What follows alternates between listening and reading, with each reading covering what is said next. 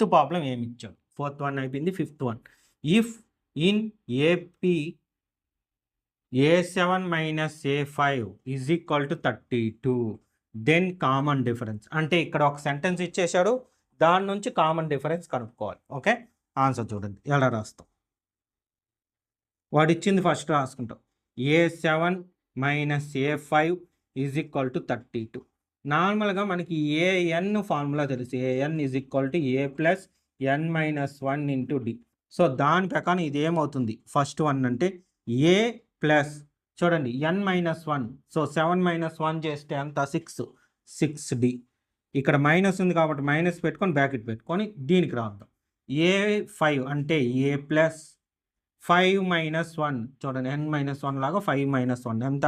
4d is equal to 32. So A plus 6d minus multiplication minus into plus minus, minus into plus minus 4d. 32 4d కాదు, cancel కొట్టాల్సింది ఏ. Minus ఏ plus ఏ cancel. So ఈ రెండు subtraction చేస్తే 2d is equal to 32. d is equal to 32/2. 2 1s are 2 16s. So d is equal to ఎంత? Answer 16.